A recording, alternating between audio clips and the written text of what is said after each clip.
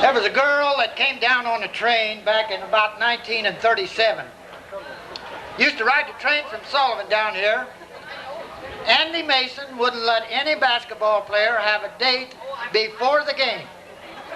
Now that poor girl had to sit up there at the depot every time until the basketball game was over just to come down and see me. Bless your heart.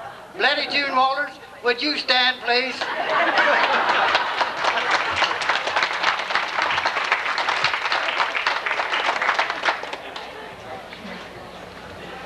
You know, as I look over this group, I see a lot of smiling faces.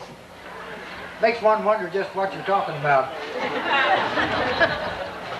I'm certain that if you could be a little mouse and slip around to the tables, you'd hear some stories that were very amusing. And there might be some that were a little embarrassing, I don't know. But regardless of that, I would wager that most of them are about 50 years ago. And I found an article in relation to that, some of the things that has taken place in the past 50 years. You know, I think this class of 39 and a great number of you other people have probably lived in one of the greatest eras that mankind could ever live in. Do you realize that everybody in this room, well, I can't say that. When you say everybody, that includes, that's pretty broad. A lot of people in this room have ridden in a horse and buggy and started life with kerosene lamps on one end of the spectrum, and at the other end of the spectrum, they have sat in their living rooms and watched man walk in space. Now, how in the world can you go from 1 horsepower on the end of a buggy up to launching a satellite into space? And if you don't think that covers a magnitude of inventions, you just have another guess. All happened within 50 years. Do you realize TV was just introduced 50 years ago this year? We've had it so long we almost take it for granted. Well, I found this article and points out some of the amazing differences in the way we old folks live today than what we managed in 1939. Consider that graduates of the class of 1939, what they were before the pill and the population explosion, which, by the way, goes hand in hand. Now, you people have been busy. We were before television, penicillin, polio shot, antibiotic, frisbee, before frozen food, nylon, Dacron, and the Kinsey report. We were before radar, fluorescent lights, credit cards, and ballpoint pens. For us, time sharing meant togetherness, not computers. A chip meant a piece of wood, hardware meant hardware, and software wasn't even a word. We were before pantyhose, drip-dry clothes, before ice makers, dishwashers, clothes dryers, freezers. I've got to stop right there. Can you remember when you got your first refrigerator? Well, I remember the first one that came into this town. Bill Stedman had it.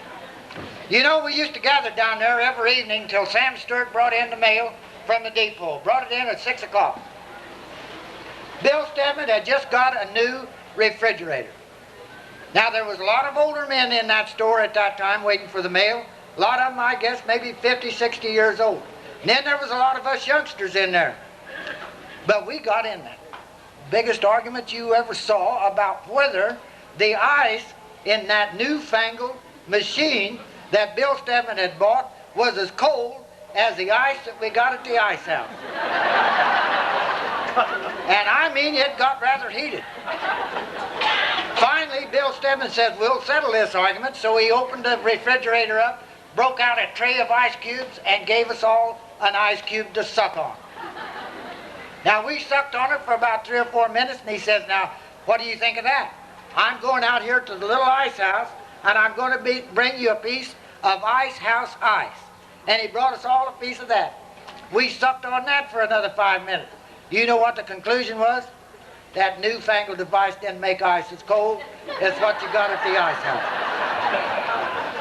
We were before Hawaii, Alaska became states, before men wore long hair and earrings, and before women wore tuxedos. We were before Leonard Bernstein and Landers, plastic hair dryers, 40-hour work week, and the minimum wage. We got married first and then lived together. Now, how quaint can you be? In our time, closets were for clothes, not coming out of, and a book about two women living together in Europe could be, Our Hearts Were Young and Gay. Bunnies were small rabbits, and rabbits were not Volkswagen. We were before Grandma Moses and Frank Sinatra. Cup-sizing broth. I asked John Thomas about that. He said that's a bunch of baloney. We had cup-sizing broths back in those days.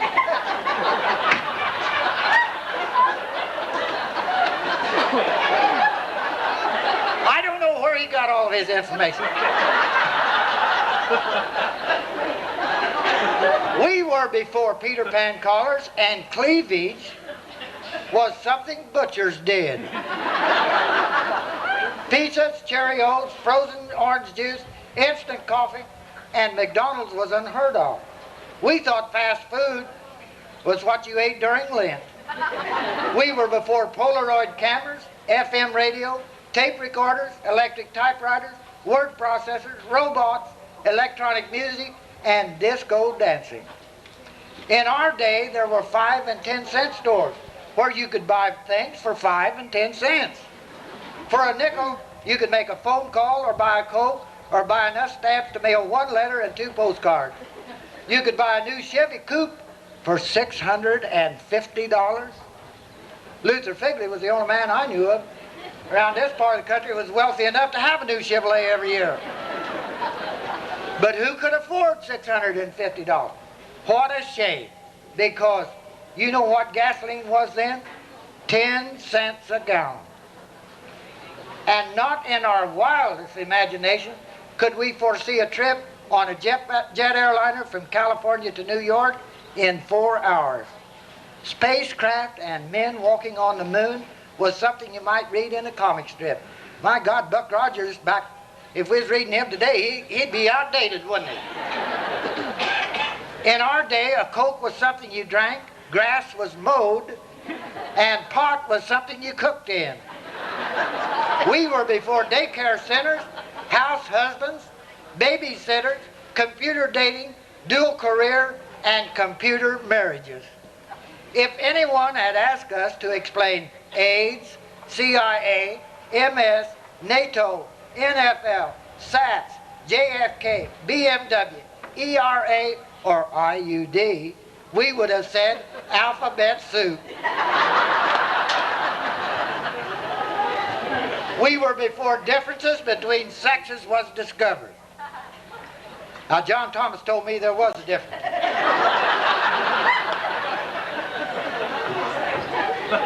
His family was the only one that could afford the National Geographic, and I'm telling you, out in his barn loft, we studied that thing from page to page.